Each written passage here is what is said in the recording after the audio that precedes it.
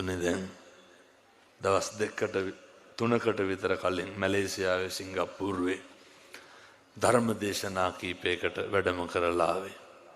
මං සාමාන්‍යයෙන් ගියපුවාම යනවා ඔය රෝහල් වල ඉන්න ලංකාවේ උදවියට පිරිත් ටිකක් කියලා එන්න. පින්නතුනේ මේ කෝටිපති ප්‍රකෝටිපති මිනිස්සු මම ඇත්තන්ට දේශනා කරන්නේ අපිට වෙන දේ වෙන්න තියෙන දේ. කෝටි ගණන් සල්ලි තියෙන මිනිස්සු. පින්නතුනේ අර නේ නහයට බටයක් ගහගෙන අර පොඩි පුනීලයක් පැත්තකින් තියාගෙන ඉන්නවා. ඕක අපිට වෙන්නේ නැද්ද? මේක අපිට වෙනවා.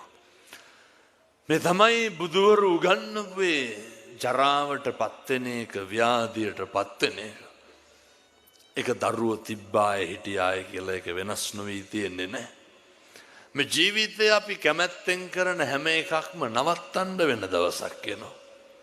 එතකොට පින්නතුනේ අද උදේ කාලේ ඉඳන් බණ අහන්න මේ ග්‍රවුන්ඩ් එකට දුවගෙන ඉන්න ඇති.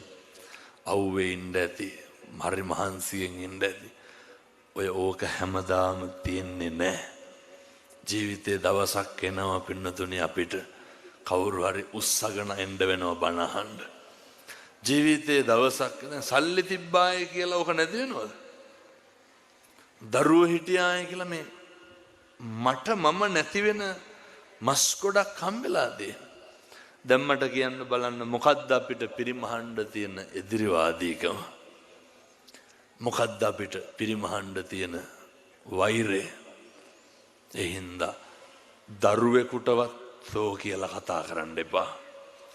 දරුවෙකුටවත් හතුරුකම් කරන්න එපා. බිරිඳට ස්වාමියාටවත් හතුරුකම් කරන්න එපා. සංසාරේ කරපු හතුරුකම් වල ප්‍රතිඵල තමයි ඔය පස්සෙන් එන්නේ.